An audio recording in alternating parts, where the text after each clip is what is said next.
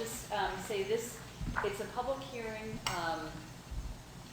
on a relief from hardship, and essentially it's going to be all of the information presented to us. There won't be action taken. I've spoken with both our attorney as well as the mayor, who aren't able to be here tonight, obviously. They will be given a copy of the recording so that they can review it before the next meeting. And what I would like to do with that is to keep the public hearing open to the next meeting.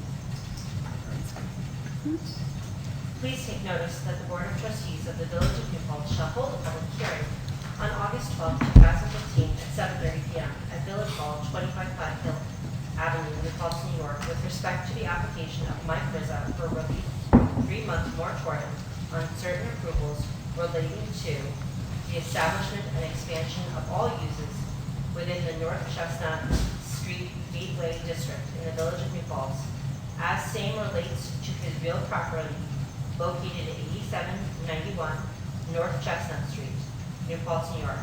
At said public hearing, the property owner and any other parties wishing to be present and present evidence with regard to such application shall have the opportunity to be heard.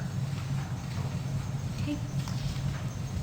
So, I'm just going to read a statement. I gave everybody a copy. okay. Would you like to come up here and we'll give you a microphone, or at least put one close to you? Their sound is really. I'll sit down. Okay, great.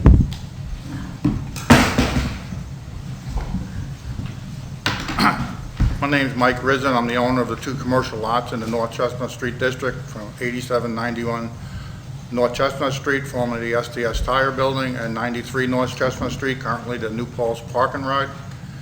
I'm requesting a hardship variance due to the fact that the moratorium exerts an unnecessary hardship on my property compared to all other properties in the district. Where it restricts all property owners from improving or expanding their properties, it completely limits me from marketing my property to find a new tenant to replace the one I lost due to the fire, therefore not allowing me reasonable use of the property.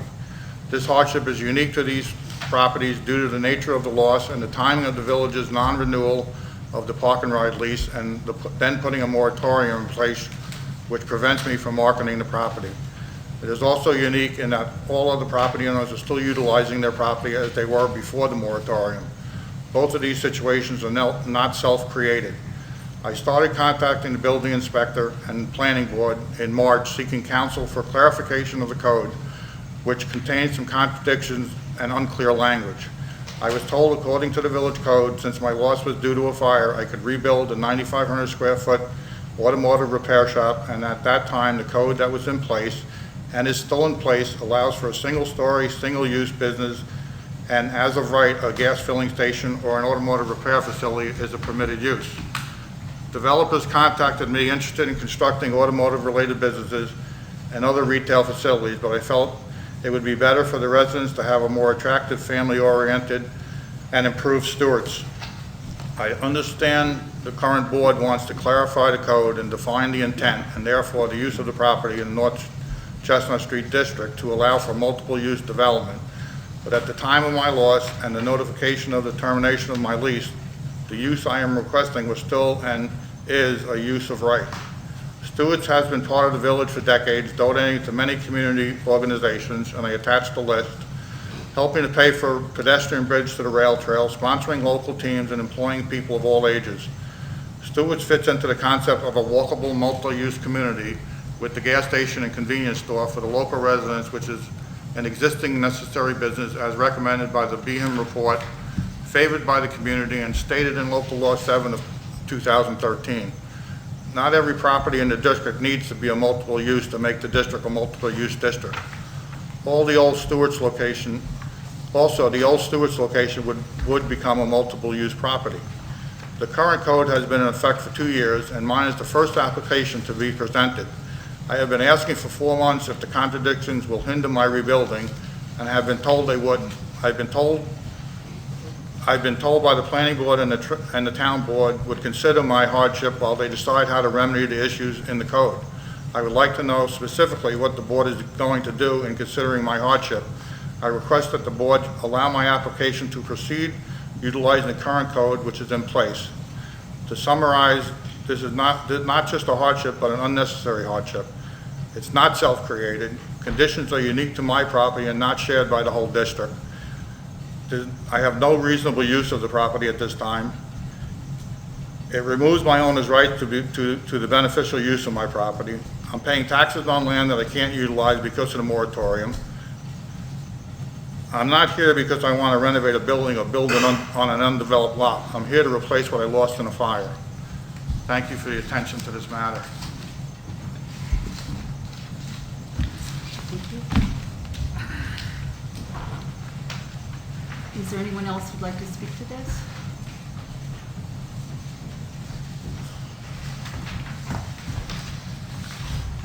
Good evening, my name is Chuck Marshall. I'm the real estate representative from Stewart's.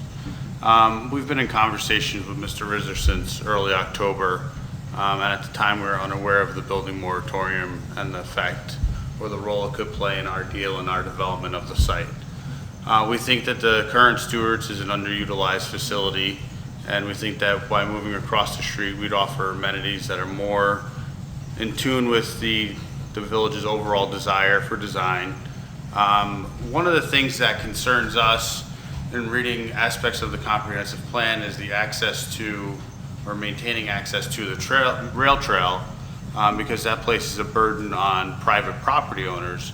So the initial plan that we had proposed to the planning board showed a larger parking area toward Mulberry Street. And we think if the moratorium is lifted for Mr. Rizz's property and we're allowed to come back in, because one of the aspects he didn't get into is that applications under the moratorium can't be considered until the code is clarified. But we do think that we can come up with a design that would be suitable to the aesthetic aspects of the village.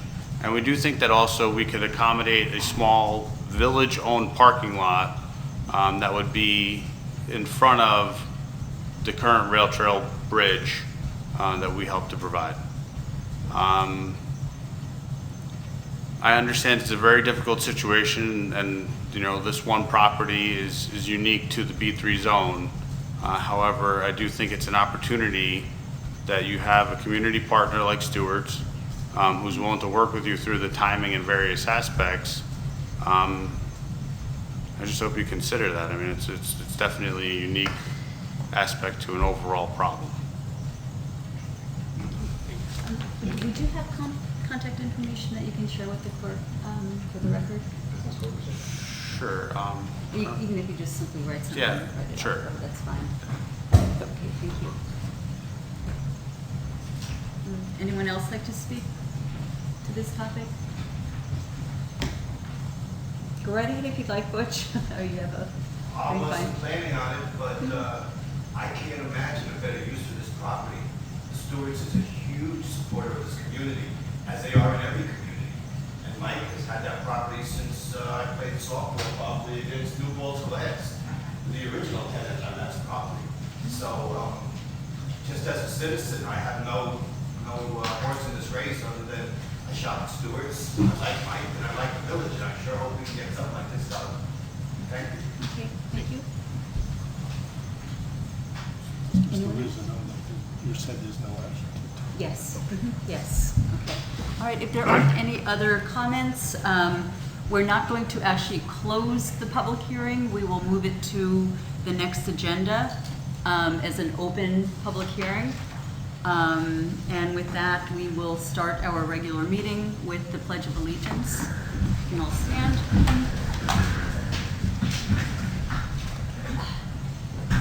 Pledge allegiance to the flag of the United States of America and to the republic for which it stands, one nation, under God, indivisible, with liberty and justice for all.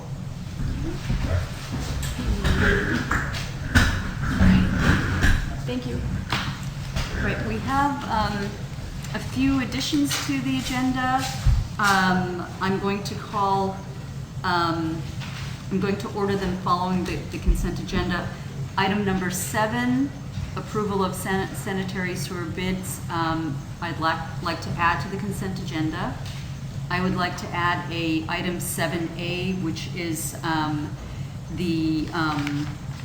basically holding off on the parking tickets that were assigned to employees of SAM 6, who are the new neighbors over here. They do have some parking spots that are their parking spots, but unfortunately, that has not been clarified, and they were given tickets. So we're basically just holding off on the tickets until that can be addressed. You want to hold off on them, or you want to avoid them for the time? Avoid them, yes. And then essentially get this on our, on our next agenda. And then, so that would be 7A, if that's fine with everyone. And then 7B, Tom, if you want to. Yes, I'd like to add to the consent agenda that the village board authorize the village clerk to permanently modify this table to allow rerouting the microphone wiring. So we're not, you don't have to say this also, so we're not sitting on it or having to wrestle it out of the way each time we sit down. So you're for drilling the table, not fracking it? I would drill a hole in the table. I don't think we need to do further. I can support that process. Okay, good shot. Okay, very good. So that's part of the consent agenda. I'd like to make a motion to approve the consent agenda. Oh, wait. Well- Also at the table is the request from hospice to have their 5K on September 12th. Okay, I'm sorry. Yes, that was approved in the past, and it's basically just a redating, correct? You know, that's the field day event that they want to have on October 3rd. That was approved by the prior board. They had to postpone it. They're now asking, can they postpone it? Can it be October 3rd? Okay. And hospice came in this week with their request for their 5K. Okay, great. And that's all in front of us. Does anyone object to that? No, I have a couple other items when you're done dealing with. Sure, okay. So 7C is the hospice request. Go ahead, Don. I've attended 2 meetings of the town building committee, and I wanted to give a report and just update people, speak about that a little bit. And we received in our packet a letter from some residents of Mulberry Street about Moriarty Pool and noise. Do you want to talk about that? Did you see Tim wrote back to that? He's actually been on top of that. He's handling it all right. already. I think I was. Yes. Yeah, that was Yes. one of the last emails before I left. Great, okay. Yeah, Never so, mind. yeah, that's Never fine. mind. So 10A, following the presentation by Mr. Durner, will be your agenda item.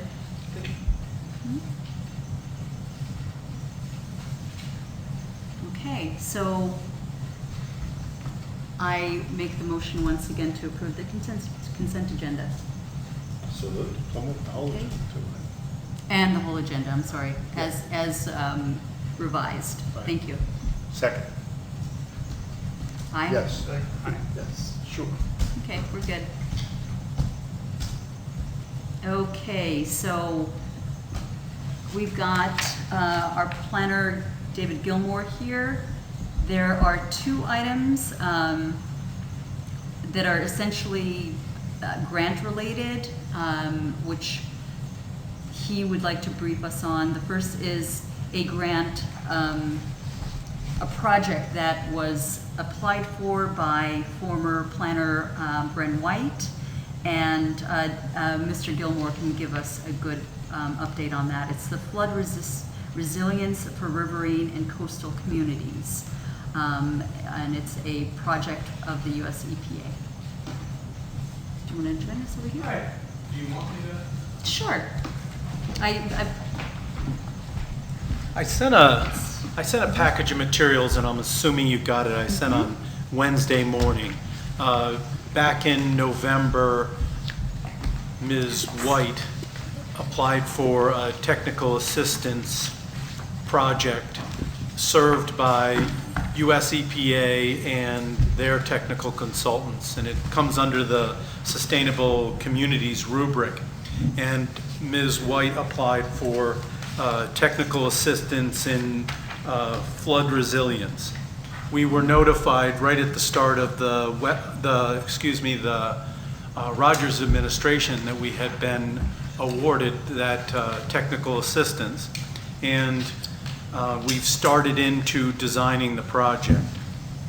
Essentially, by the way, in the context of the community, you'll remember that there were the natural disasters of the broader region of Superstorm Sandy, Hurricanes Irene and Lee, and likewise, New Paltz, as a village and town, have participated in the New York Rising community reconstruction planning process.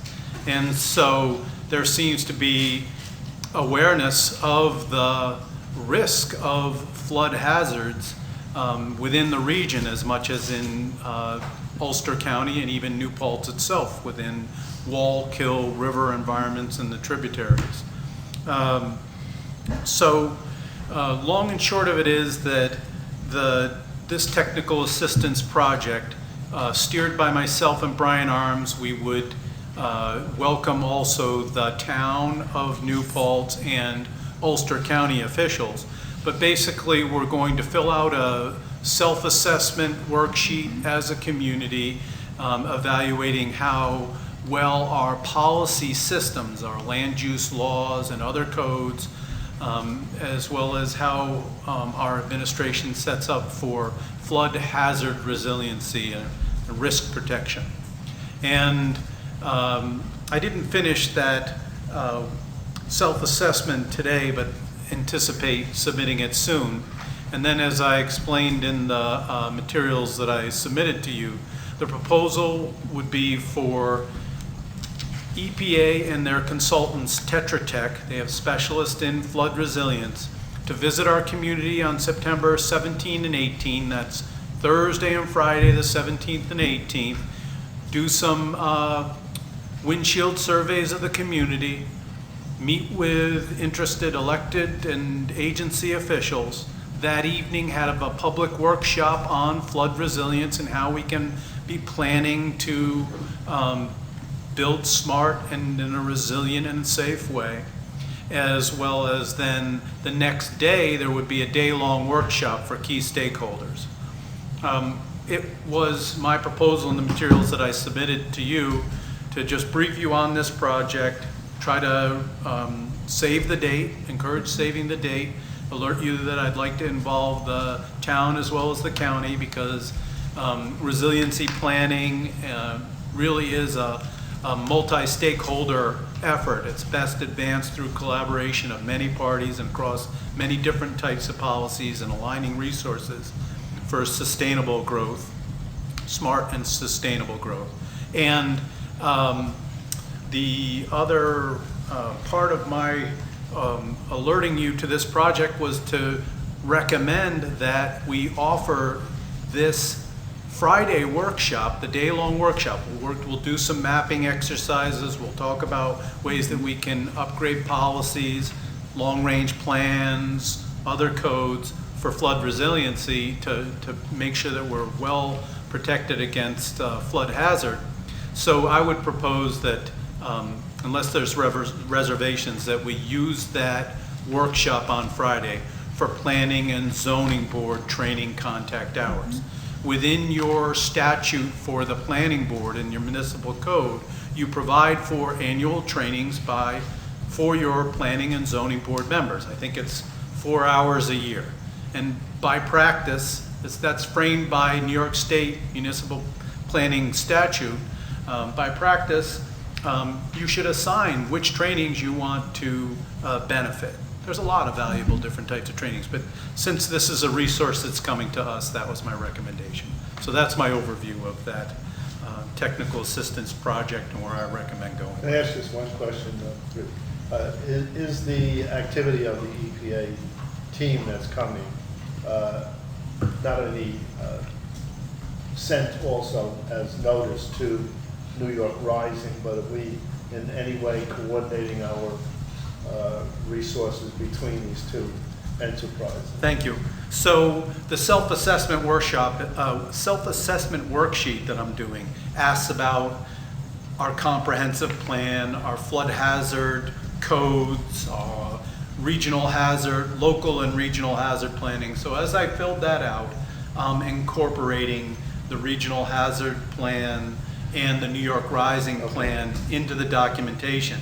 It seems like the other output that I didn't mention of this project is like a 5 to 10 page next steps recommendations report from EPA and the consultants. As I understand it, the New York State Smart Growth Coordinator, Paul Byer, with New York State Department of State, will be possibly involved in our workshop. I think we're maybe one of 5 or so awarded throughout the country, yeah. the country It for is this 5. category of work. So my answer is, it's best if we're taking off from the New York Rising efforts and the watershed planning and the other resiliency projects within that plan. So, you know, we can identify flood hazards like culverts that might be at risk of flooding and try to align resources is really what it's about. Promote coordination and alignment of resources and capacity building among the stakeholders like the land use boards, but other officials as well. Thank you. Okay. Thank you. And One then, question. Well, I just also want to point out, 22 communities in the entire country. That's pretty high stuff, so good for us. Would there be benefit? I'm not familiar with how these workshops would be set up, room and space. Be benefit to inviting people from the town to be involved as well? So that was my recommendation, to jointly have these workshop sessions, both the community meeting, but the Friday workshop, available to the town and the village. So part of why I'm coming tonight is to say that, and I've talked with the mayor obviously too, that unless you have reservations, next step would be to contact the town, make sure they're aware of this project, and invite them to participate in mid-September when we have our event. Thank you. And, Floodwaters don't know boundaries. They don't. Yeah. And, yeah, and just as a backup, I spoke with David a few weeks ago about this and other projects, and we're kind of moving forward and looking into space as to where we can hold the workshops. So hopefully by the next meeting we should have all that information together. Great. Then yes. Now, Katie just made us aware that after approving the agenda, the next item was public comment, which I unfortunately skipped over. If there's anyone who would like to back up to public comment, and then David has another item. Yes. No. Sorry. Go ahead. My name is Camila Knight. I live here in the village on the Park Avenue. I'm here today to share with you a rather frightening experience my daughter and I had very recently, in the hope that other people will not have to go through the same thing, and also drawing attention to what can happen when we have dogs in the village with certain temperaments paired with overconfident owners and inadequate restraints.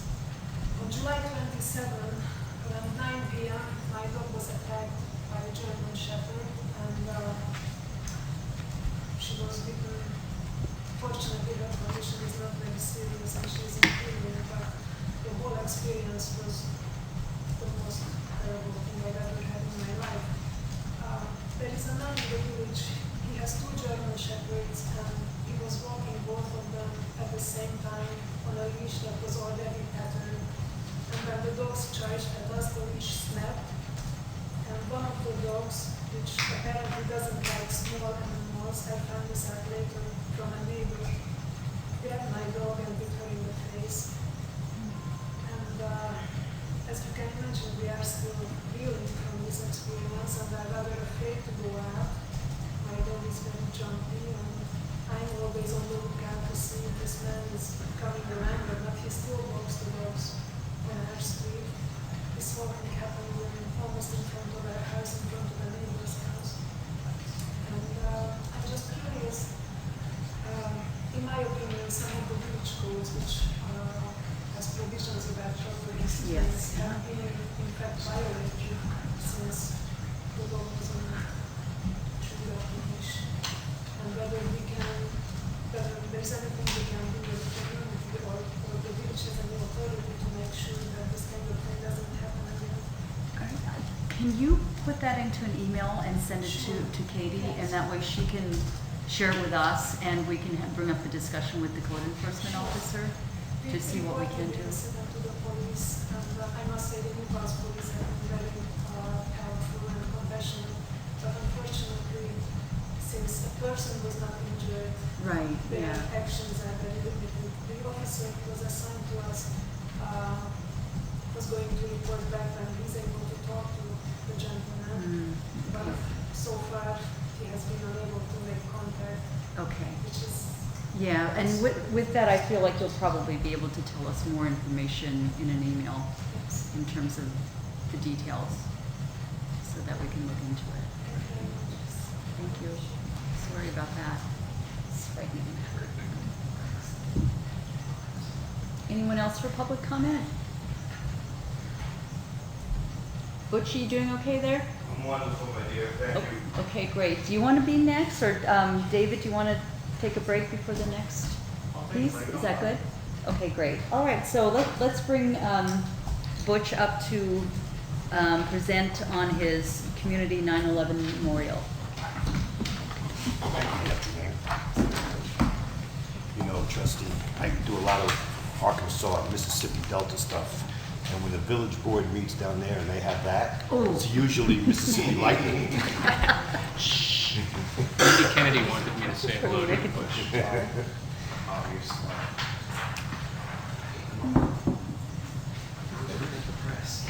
My water bottle was missing.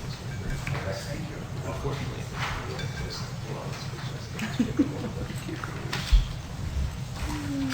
Thank you all for allowing me the time to present a little discussion, presentation about my planned 9/11 memorial for the community.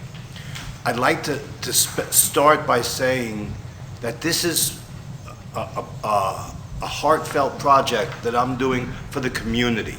It's not for me, it's not for any other reason. It started years ago. I have a son in California that I didn't know I had. And when I found him and he came east, the only thing he wanted to visit was the Twin Towers. And being a good New Yorker, I said, the Twin Towers, nobody goes there. But of course, he had to go. So we went and we bonded. And then when the towers fell, we felt like we lost something.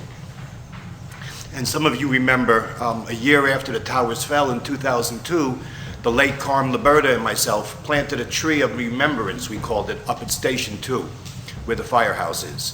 And over the years, I've put press releases in the paper telling people that that is for remembrance. And I've found poems and candles and notes, crosses, memorial candles, many things there after 9/11. And 9/11 is coming up, September 11th is coming up. So I want the public to know that that tree is there for you folks.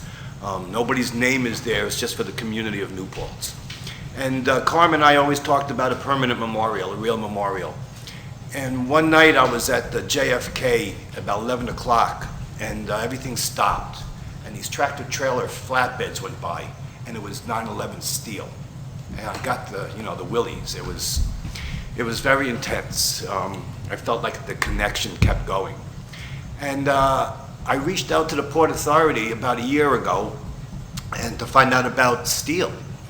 And they said, if you're a first responder organization, we can get you steel. So you know me, I like to, what does Bob Dylan say? To live outside the law, you must be honest. So I went to the fire chief, at that time, Kevin McGuire.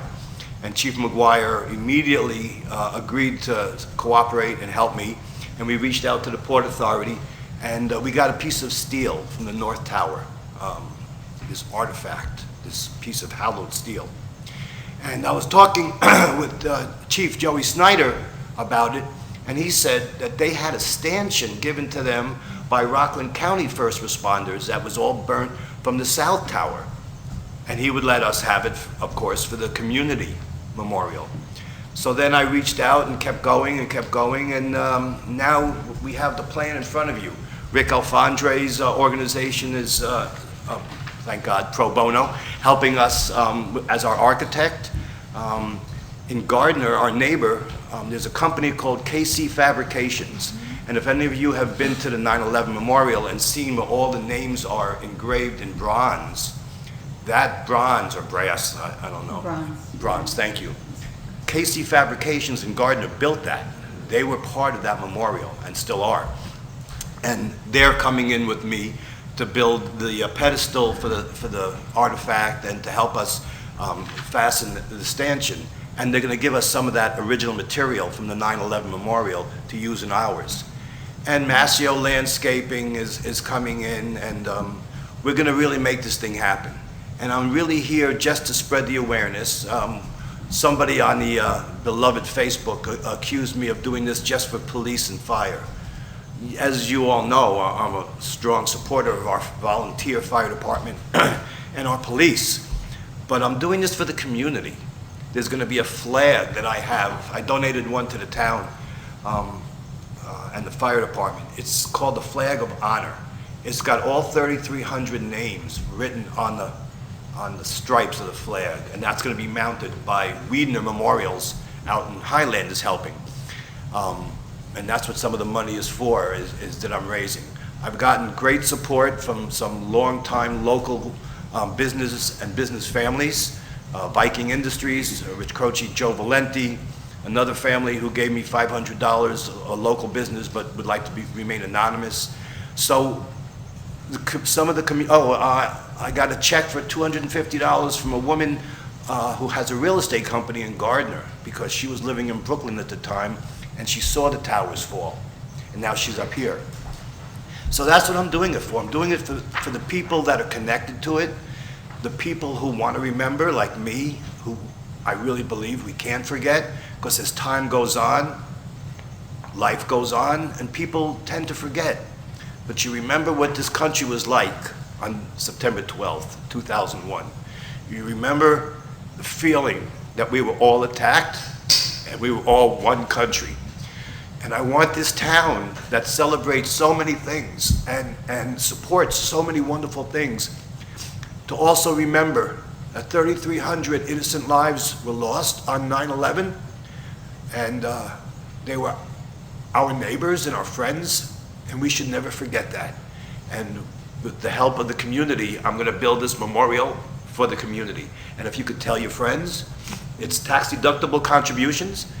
The checks get made to New Paltz Fire Department, P.O. Box 656. I'm glad there's no cameras tonight. There is. Oh, there is. But it's not live. It's blurry, though. It is blurry. Thank you. So am I. P.O. Box 656, New Paltz 12561. And in the memo of your check or money order, put 9/11 Memorial. And we have a separate fund. And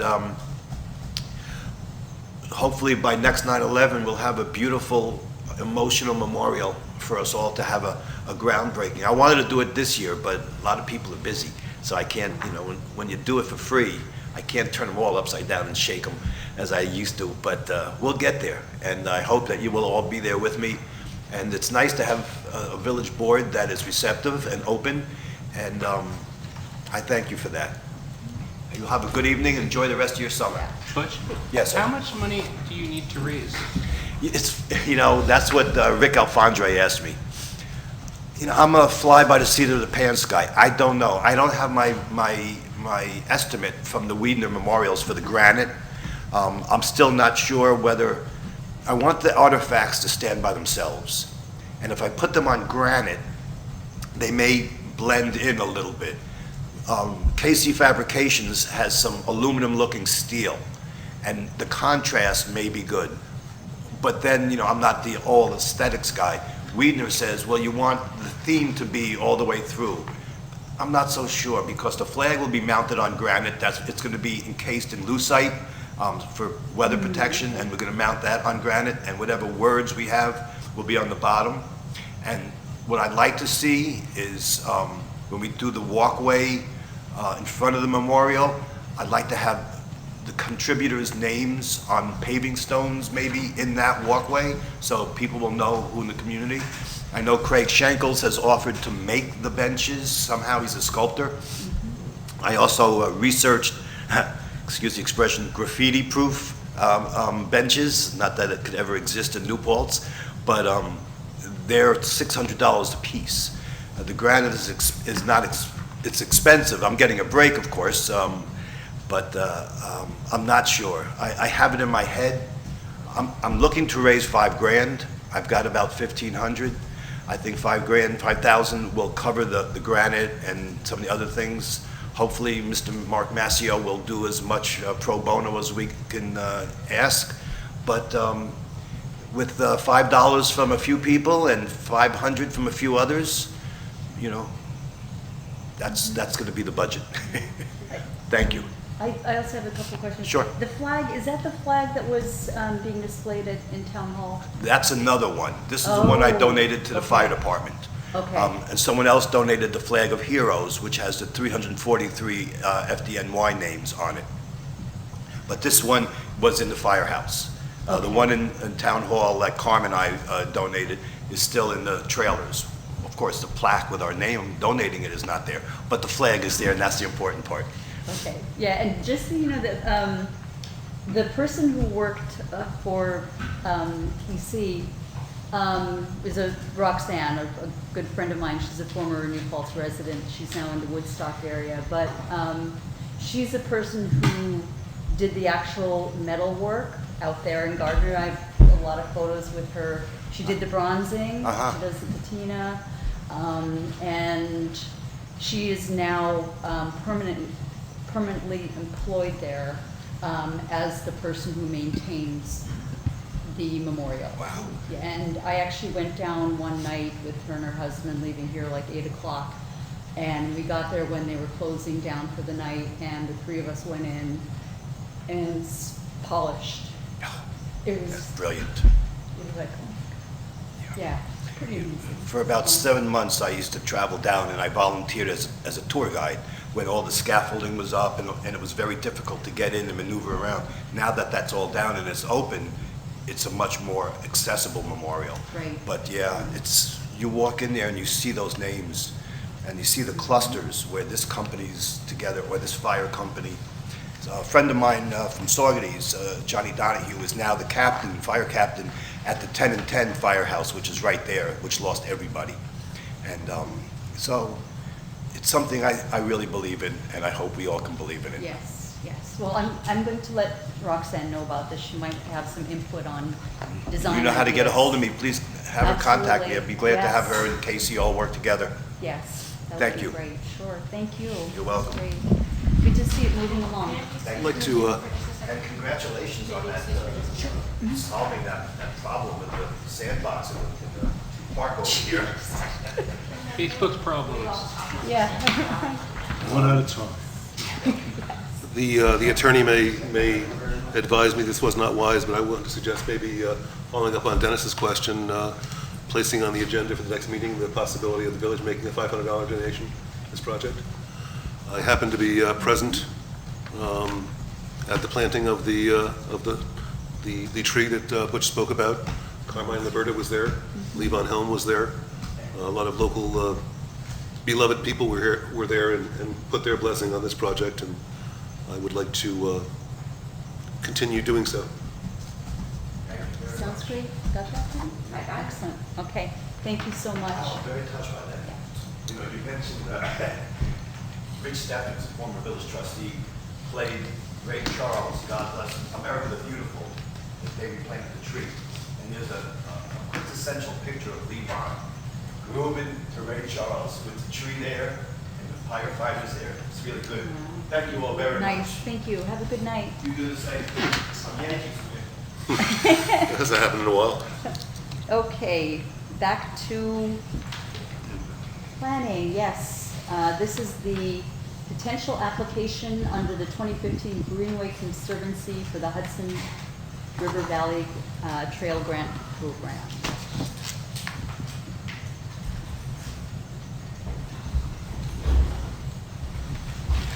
As you know, the village submitted a consolidated funding application in conjunction with the village's acquisition of the Cheyenne Gum, planned acquisition of the Cheyenne Gum reserve lands in the town. The village submitted a consolidated funding application to the Office of Parks, Recreation, Historic Preservation for a municipal planning grant for development of the trails and amenities in Millbrook Preserve. I brought you a copy of a map that showed some of the features of the trail system as we submitted, the trail system and amenities as we submitted it to under the CFA. Basically, that $185,000+ grant application was for, I should remember the miles of trails. I want to say it's like 9,950 feet. And I was going to say 1.88. Yeah, I was going to say 1.88 miles of trail improvements with the development of a parking area up on Sunset Ridge by Duzine School. 5 or so parking spaces, a kiosk, a shed, amenities like signage and bike rack there, and also an observation deck and 2 volunteer constructed, it's really 3 volunteer constructed wood pedestrian bridges within the heart of the preserve. And of course, I'm joined tonight by your liaison for the town, Mr. Irwin, and he's the liaison to the Clean Water and Open Space program of the town, and was very much a leader and convener and facilitator and assistor for the CFA grant application.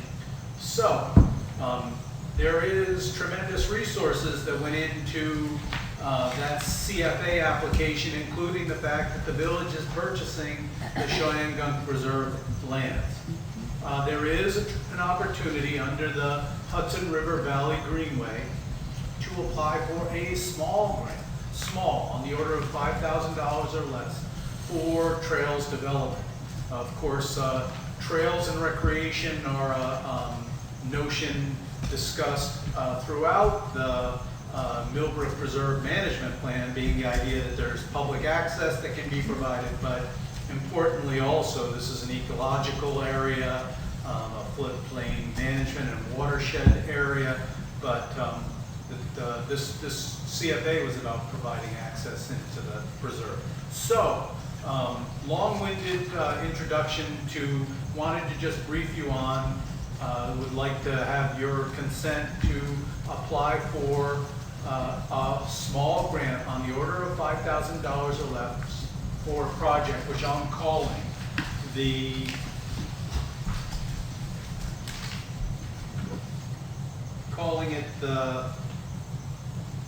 Millbrook Preserve Trail Access Enhancements Project. Last night, so the Greenway guidelines came out. We can get by, I shared them with you already in the meeting package, and we have the opportunity, we fit very well with the criteria. The Greenway is a fantastic funding resource for the community. And so we met last night jointly.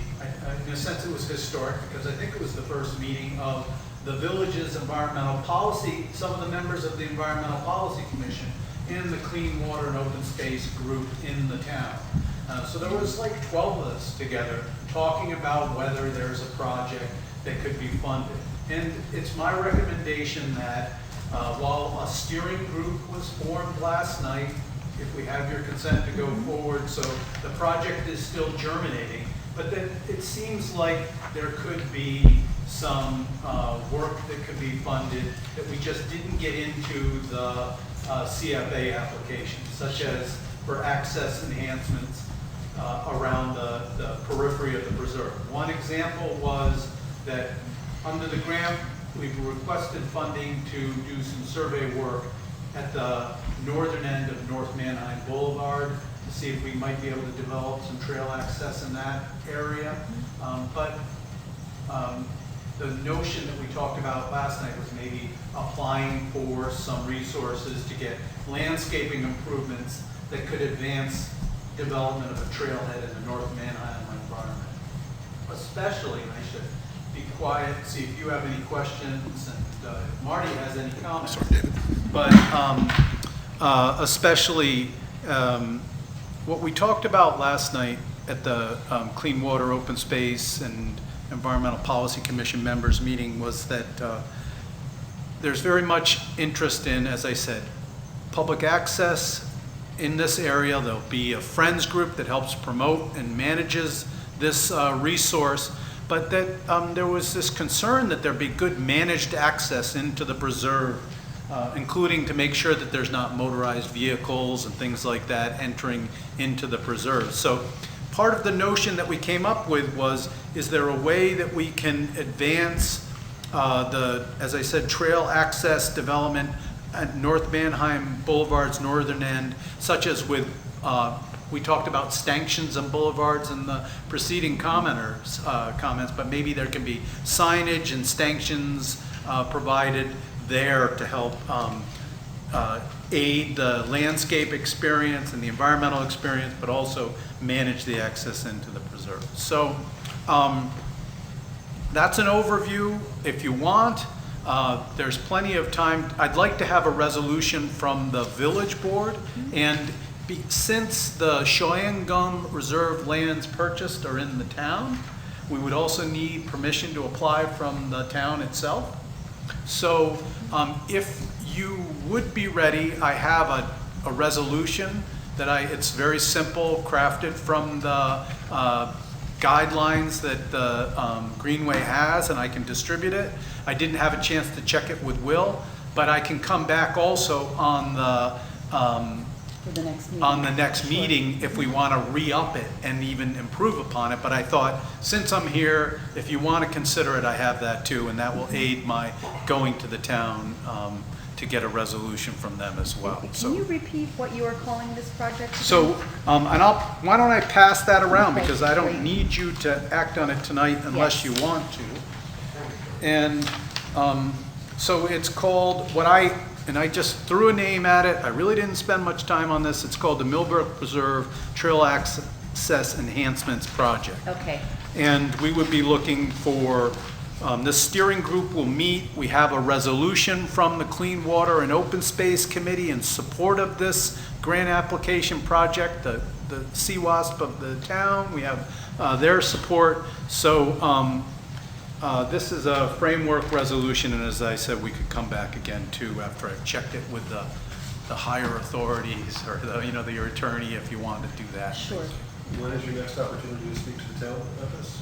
That's a great question. So, They've asked me to put it on the village agenda for, a town agenda, I'm sorry, for our meeting next Thursday night.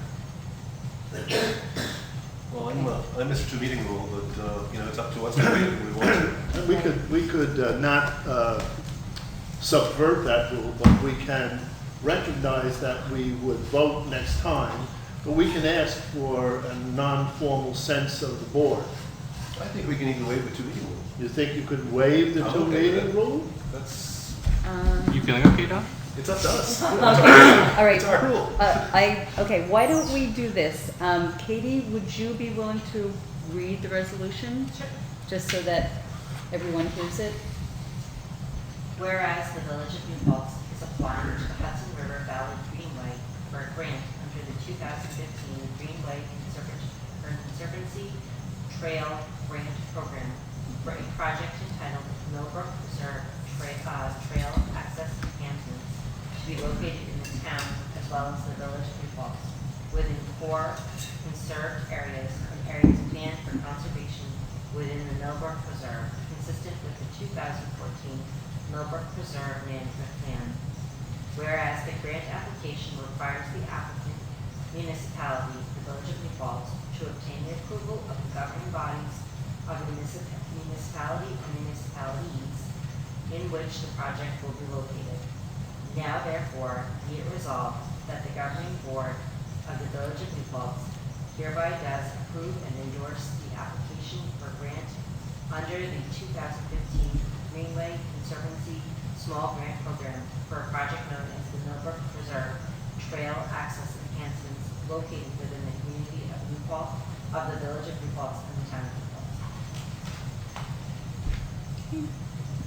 Just one more question. I'm assuming that you've had some discussion with the mayor about this. I have discussed it with the mayor, Okay. and Thank you. he was supportive. Thank you. And part of what we discussed is, that we really do have a lot of interested volunteers. It was really great to see the energy that was at that meeting last night. And that's what Millbrook Preserve is all about, is volunteerism and the civic side of things, right? But my effort, I think it can be, this is a fairly easy grant application. We have a lot of narrative and other materials already developed for the, from the CFA. So the idea is to try to manage the amount of time that I put into this. I don't want to belabor this Yeah. anymore. Yeah, and also with that, you mentioned volunteer work as being part of the implementation.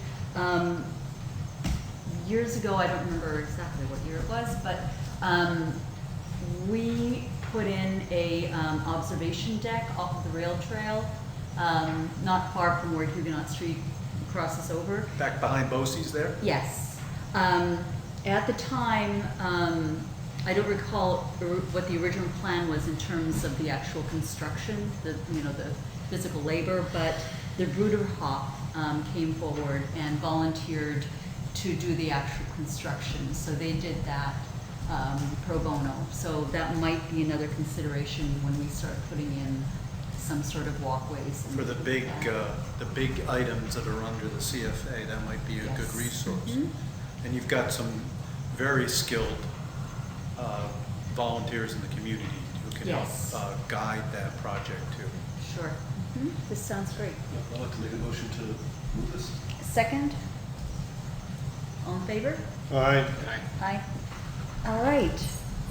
Thank you. Thank And you. I'll just try to have a briefing, in an email or something for your next meeting too, so you can stay abreast of it. Thank you. All right, thank you so much, and enjoy your time away.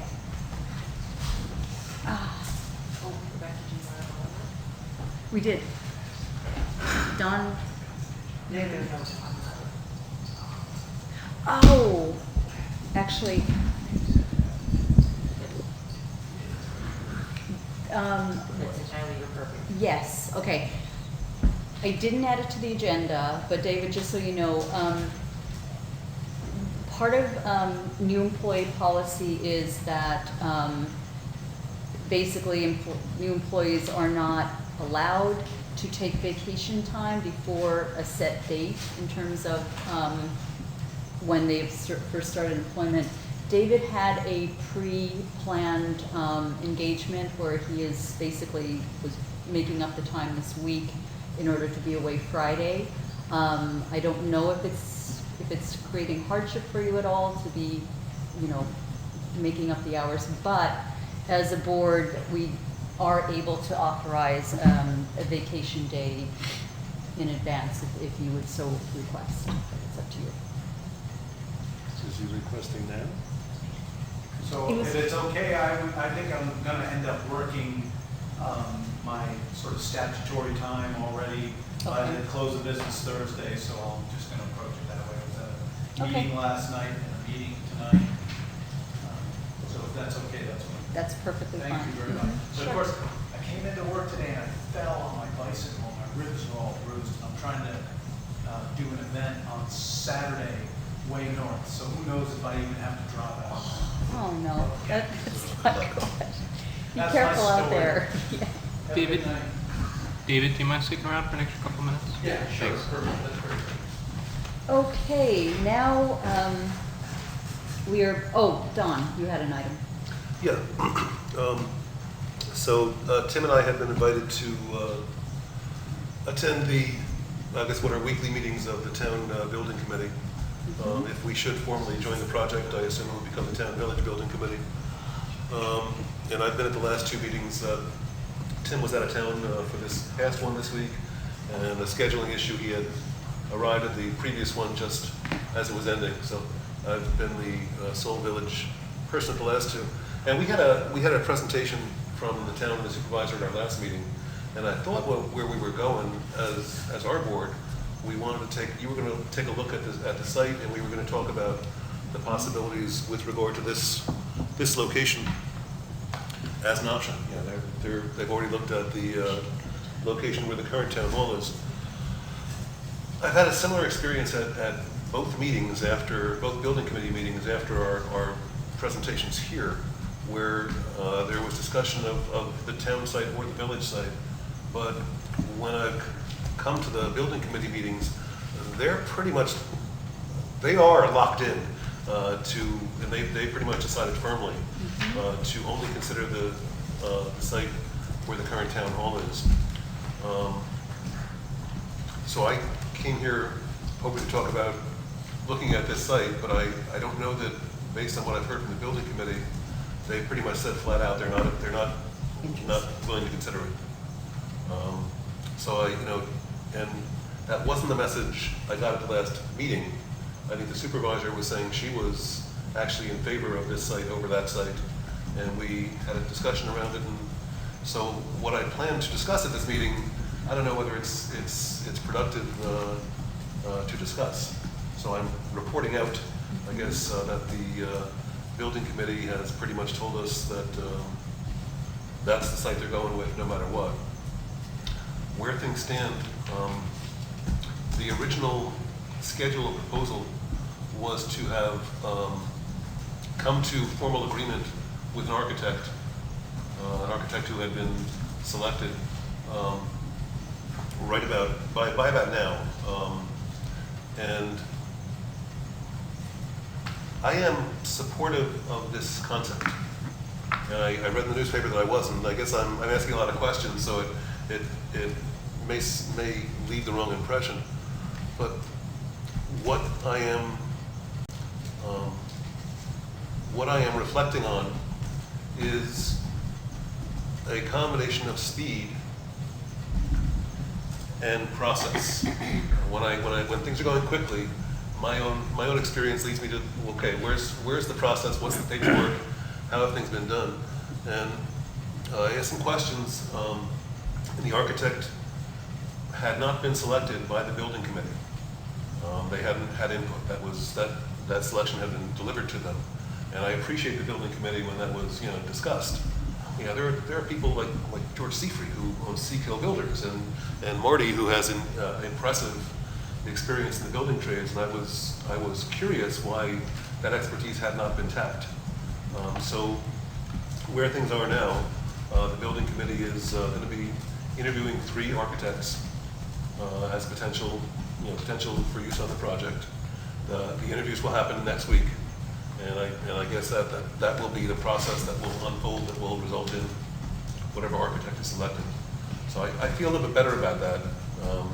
I would feel great about a formal bid process where it was open to many architects, but I think 3 is That's reasonable. it's good enough.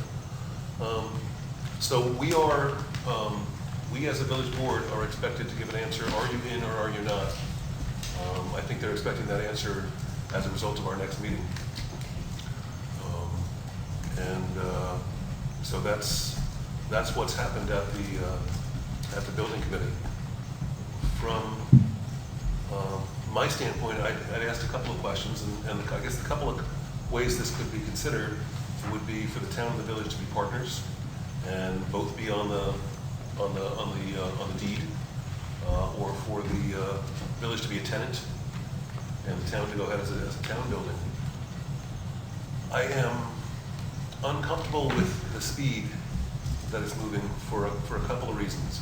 I think I've mentioned privately that this board was originally asked to rule, are you in or are you out, about this project via email.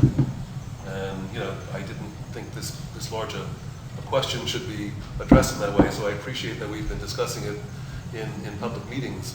But there's a desire to move quickly because the supervisor said that this is a project she wants to have in place by the time she leaves office, which is December. And so I then looked to process what's the paperwork, what's the record, and there really isn't much of a written record. When, as part of being informed that the village site would not be considered, I was given a list of all the reasons why it would be a bad idea that had been discussed. And I believe that those discussions must have taken place as part of the consolidation discussion. There was a long list of reasons given, but I didn't see a report or analysis. So my concern is that if we move quickly, or as quickly as the town would like us to, without a lot of process and documentation, we may find ourselves in January with a project that we've agreed to, that is in motion, and the people who set it in motion on the town side will be out of office. And that concerns me. You know, it concerns me. I almost feel like I would prefer to work with the next board in terms of planning this together, although I know from the town standpoint that's not a practical, something that they are able to consider. I did ask a question, so I'm going to shut up. I did ask a question at the committee meeting. What they need from us to decide is whether it's going to be a 25,000 square foot building or 30,000. Am I correct on those numbers? Is it 20 to 30 or 25 to 30?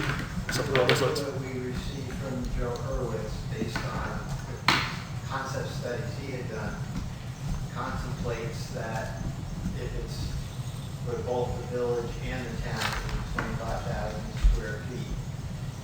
If it was without the village, it would be approximately 3,200 square feet smaller. Okay, that's what okay, thank you.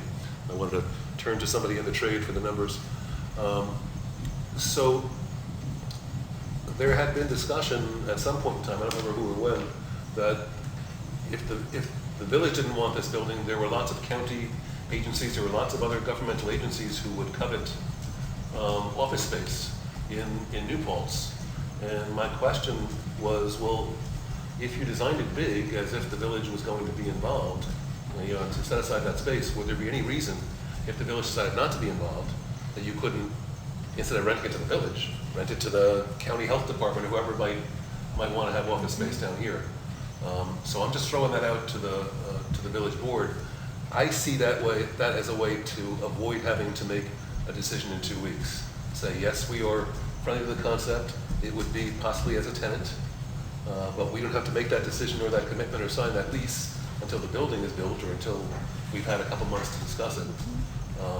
That seemed to me to be a third option which hasn't been discussed.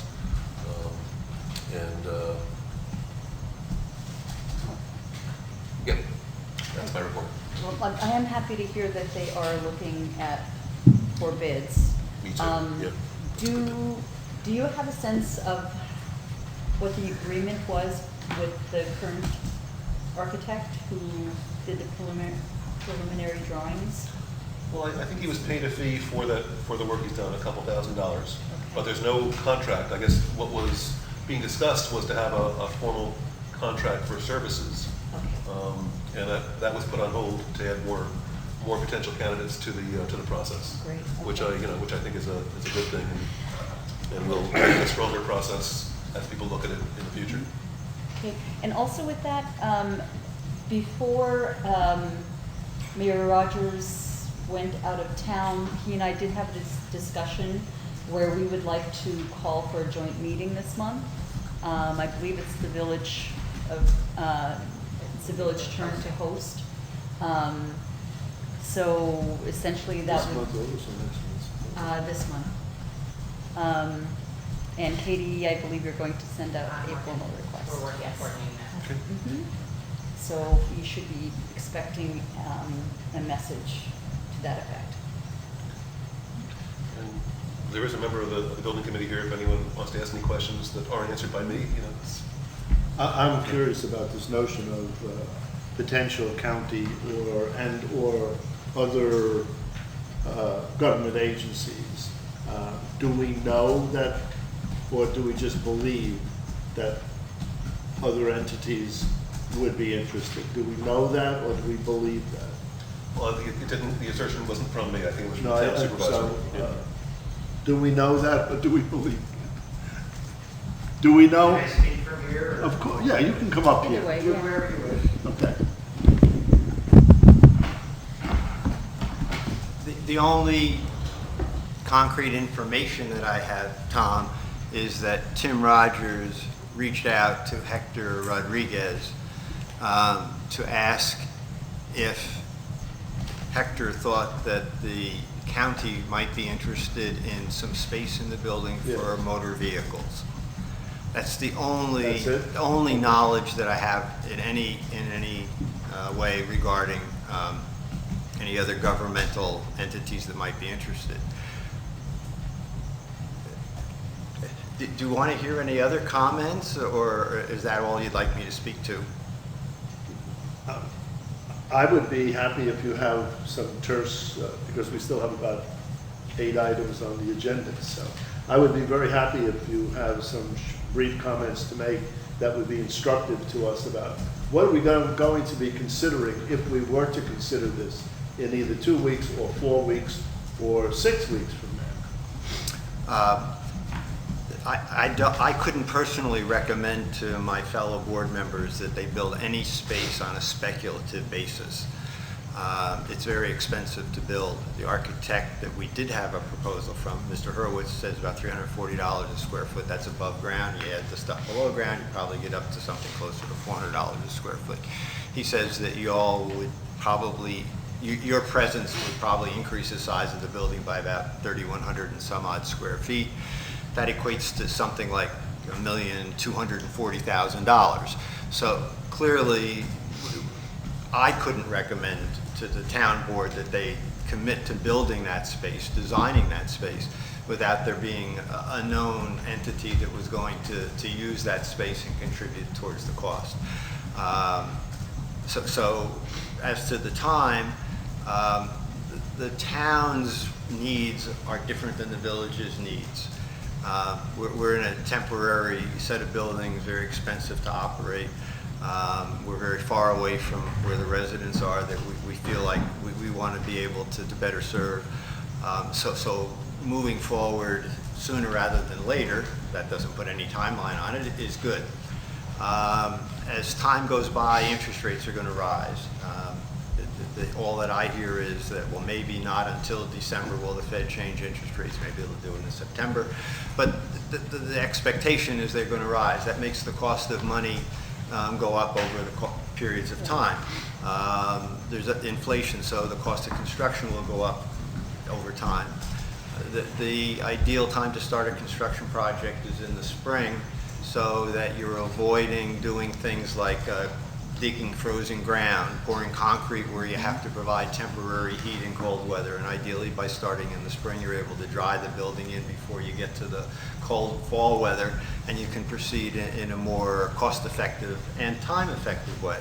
So if those are the constraints and you add to that the time it takes to design and bid, were we to, by September 1st, I would have liked to have seen it August 15th, engage the architect, give him a 3-month period of time to do the first phase of his construction drawings, which is programming, talk to people, what do you need, where do you need it to be, and do those schematic design drawings, give us his preliminary cost estimate while we're doing our efforts to how we're going to pay for this. By the end of November, then, we would hopefully have enough information that we had properly done our due diligence as representatives of the community and could say we do or do not wish to go forward. Hopefully we wish to go forward. That would allow the rest of the winter to do the rest of the drawings, put the project out to bid, and start construction in the spring. Delaying it a year, I've mentioned where I think the cost factors are. So our needs are different than yours. It would be, in my judgment, far better to have the village and the town working together where we could seek out opportunities for shared services. Were you to move from this site and DPW therefore were to move, well, maybe the DPWs of the two towns can be consolidated and in a satellite facility using your existing shed down by the gardens for the emergency things that are going to happen every day here in the village. Perhaps departments can be consolidated in some efficient fashion. Not to say there's a loss of the distinction between village and town, but building department, and I don't know this for a fact, but just as a hypothetical example, we might find that some of the staffing requirements can be consolidated, saving us money. And I just picked that as one. There are other departments too that I'm sure in this process would become known. The challenge is the time. And the first steps in the design process is programming, where there's actually analysis by going to each of the department heads and often to each employee and saying, what space do you need now? What do you forecast you're going to need in the future? And then the next step is, how are we going to mass those functions in relationship to one another? The simple way is the village chooses to be in, but they don't wish to look for, or the conclusion jointly is we don't wish to look for savings on services, so the village could be on one floor by itself and the town on another floor by itself, and then common space for courts and whatnot in between. Different ways to approach it, but it all needs to be told to the architect so that he knows what the program is. Program is a buzz term in the industry. I can go on, but I know you said you had a lot of other stuff to do. If you have any specific questions, I'm more than happy to chat with you. Thank you, Marty. I mean, this is, what, 3 straight meetings you came and you gave us actual information about it, trying to promise for it, and I appreciate taking your time. But just as you can't build based on speculation, it's hard for me to sit here and say, yes, we're all in, when we don't know if we're a partner or a tenant. We don't know what the cost sharing is going to be. There's so much information that we don't know, and it seems like the question is, are you guys in? Are you guys in? Are you guys in? What are we in for? That's what we would like to know. Sure. Because honestly, municipal building sounds like a great idea. It seems like an opportunity to save money, but it's hard to sign off on something if we don't know what we are agreeing to. Sure. Whether you're a tenant or an owner, that's obviously a fundamental question. I'll always speak for myself because I haven't had these detailed conversations with the town board. But my sense is an arrangement could be structured in either approach. We're talking about economics. Well, how much is the town using? How much is the village using? That'll come out of the design process, down to the square foot probably of how much it is. And if you accept that the typical cost per square foot is X, and you know how much each of the communities is using, how much they're each responsible for the overall project cost should be fairly easy. Well, if you're a tenant, then the landlord is going to say, I need to cover my costs. If you're out in the commercial world, the landlord is looking to make a profit off of that. But here we're looking to make this something that's beneficial to all the taxpayers, so presumably the town isn't looking for a profit, they're just looking to say, we want to share the cost equitably. As a owner, I think the process is just about identical. Tim has raised the question, well, is it paid for out of the A fund or B fund? That's a wonderful question. It would have to be negotiated, discussed, or maybe it's by law and I'm just not yet up to speed on what the law is and how those things are determined. That would be something to be included in a memorandum of understanding or leading to an intermunicipal agreement. Am I addressing your question? And if so, sufficiently? Yes, but I mean, that's all that needs to be fleshed out. You know, I'm not going to say yes unless we fleshed out that information. There's a lot that we need to negotiate before we can determine whether we want to move forward, at least personally speaking. You might take $1,400,000 and say, what would be the debt service on this? 3,100, 3,200 square feet, what would our operating cost be? My quick little calculation using my little telephone here suggests to me that if we were talking about 3,200 square feet at 400, it would be 1,280. But that's not what I'm thinking. It would be our responsibility. There would be, in addition to that, substantial shared space. And if we were not tenants, but if we were co-owners, it would seem to me that we will wind up having to pay, even for the construction, of some amount of the shared space. So right now, I'm not prepared to make even a guess as to how much more than 1,280,000 we're talking about. It could be substantially more than that. Yes. And I can't speak to that either, Tom, other than to say you're absolutely correct. There's the common space. Yes. And is it proportionate to the square footage that's used for offices? Or is there some other reason why there's a different formula because some is peculiar just to you or just to us that it's not fair to do a proportion? I know that it can be worked out, but it would have to be worked out. What I'm suggesting is that the cost per square foot times the extra space that it would take is not a sufficient indication to us of what we would be in for. So we can't trust your phone, is what you're saying. Well, we can trust it, I think, to, you know, to add and subtract and multiply. We can't trust it to predict what we'll need. Need a new phone, huh? I have, Need a new phone. I've got one more question. And I got one more thing after Dennis. As Susan had indicated that there would Yes. be money available if we were going to build a municipal center together, but not if the village would not be included. Does that have any, or is that tied to us being a partner and not a tenant? I don't know, other than at what you heard, I heard the Right. same thing, that perhaps there is some money available. And I don't know that it's available for certain, under any circumstances. What Susan had indicated to me, and perhaps it was the same as to you folks, was that to the extent there was bringing together of shared services, there would, she felt, be a likelihood of garnering some state monies towards the construction. That's different than if there was a consolidation of the governments, which I believe she feels perhaps more monies would be available, but I don't really know, Dennis. Okay, that's also very important information for us to know, because, you know, if our community is going to end up leaving money on the table by going the wrong way, then we need to make sure we're protecting ourselves. There was one other part of the conversation which I was reminded by as Marty was talking. There was actually one location in the village that the building committee was pretty unified on would be a great location for this project, and it's not here, but right behind here in the pit. I think during that discussion, at least I sensed a lot of enthusiasm. If that space were available, that would be a great place. So that might be something that we might speak about at a joint meeting also. I know there is a pre-application for a project for that space, but I feel very, very strongly that the center of government for this community, at least for the village, should be in the center of the village. It should be accessible to SUNY, and I really, really wouldn't be easily swayed to move the village operations out to Route 32. I really wanted to have that conversation this meeting about this location, and we're not.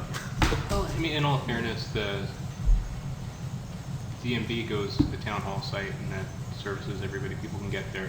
I'm not really certain that it's that much of an inconvenience. It's not too far, and it's also part of the park district that we're trying to build up at the moment. Yeah, I come from New Jersey. I mean, it's all stuff we can talk about at a later date. Like I said, we have a long agenda.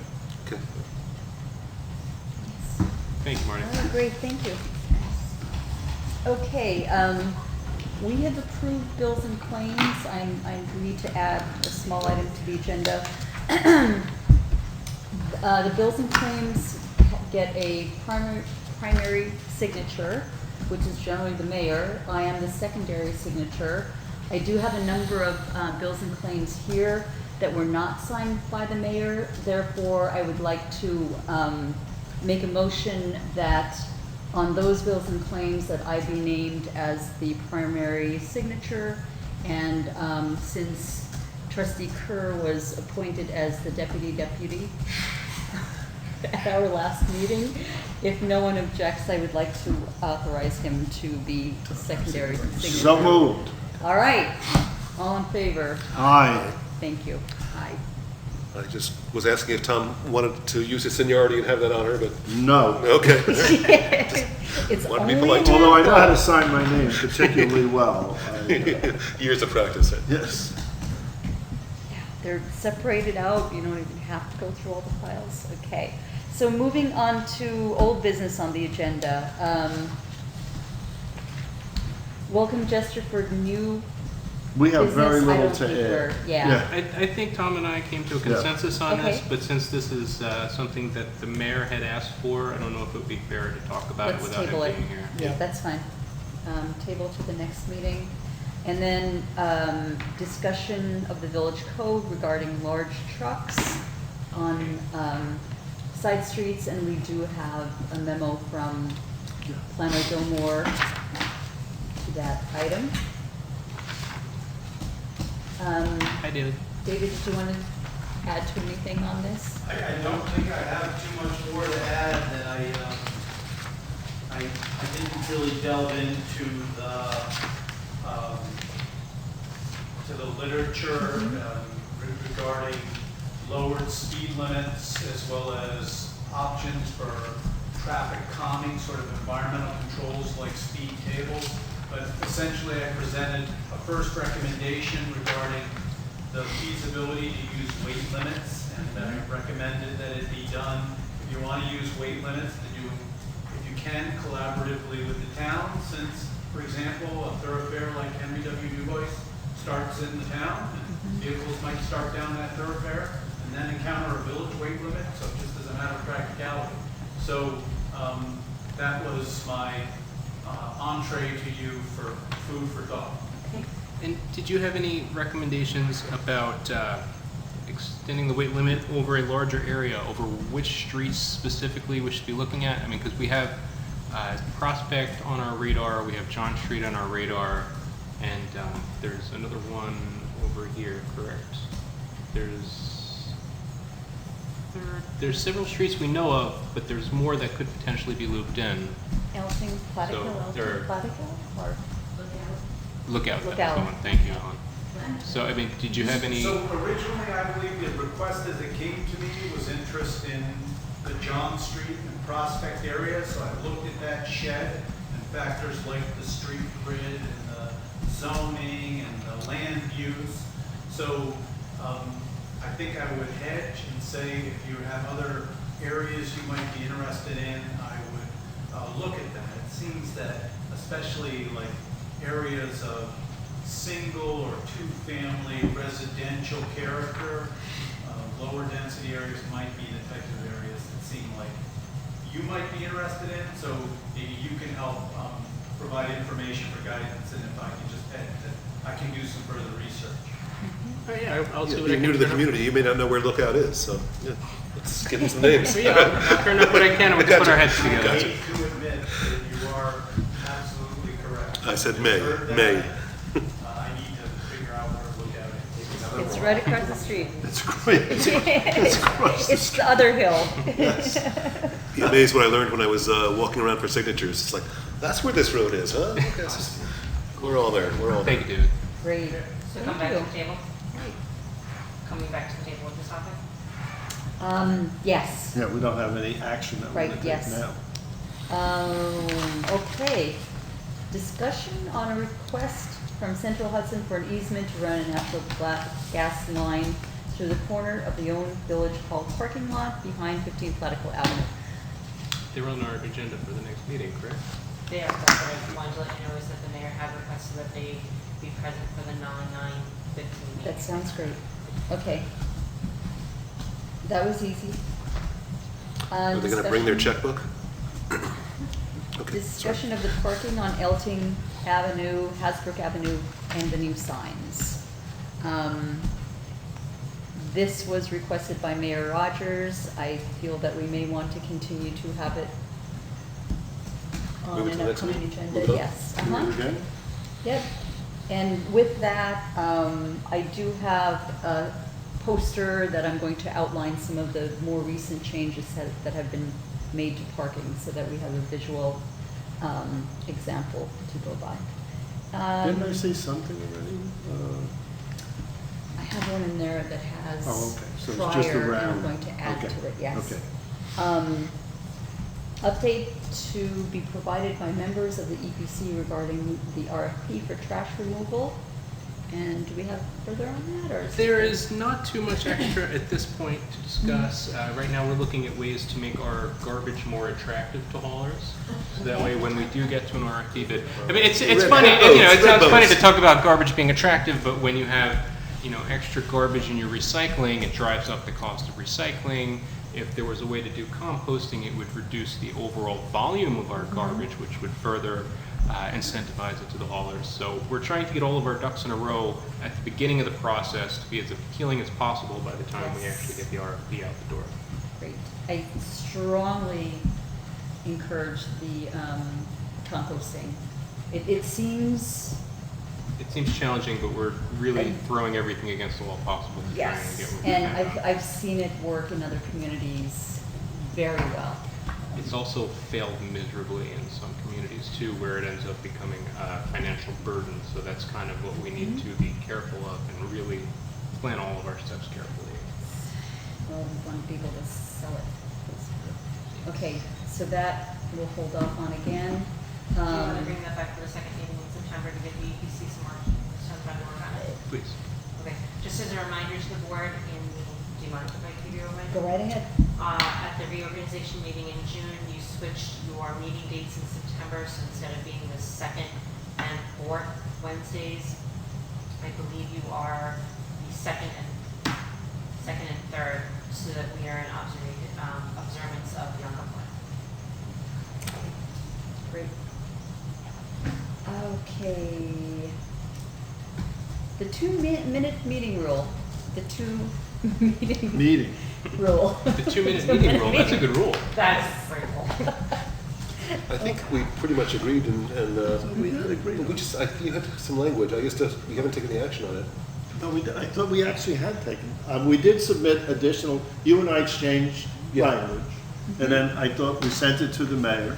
I know we sent it to the mayor. And I'm not in possession of it, I double. you're not in Did you send it to possession. everybody? Well, I don't have it on my telephone. We already learned we can't trust you. So, Okay. I can't do it. Put it up for the next meeting. But we have it, and I must confess that I was surprised that it's here, because I thought we had already agreed on it. So why don't we recirculate that? All right? And, I know it's there. okay. I know I have it. I will send it out to everybody. Yes, send it out, and I think at the very least, we may want it to be a part of our next consent agenda, unless there's a need for further And as we discussion. showed tonight, I mean, these are not handcuffs, it's just the board can say, there's some timely issues, let's, waive the rule. And it already contains a provision that it not inhibit us from doing stuff such as adding bills and claims that are important to get done now, so that we don't have to pass a special motion to put bills and claims and such matters on the consent agenda. That language is already in there. Okay. So I'll send the 2 meeting rule to everybody. Excellent. That's the end of our agenda, unless anyone has anything further. Yet. Okay, good time. I second adjourning. Wow. Okay, I move to adjourn.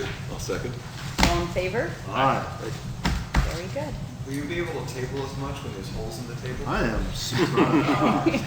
Some It's things still gonna might be a very fall strong through table. Wow. Yeah, I'd hate for anything to fall through the hole. Excellent. Interesting.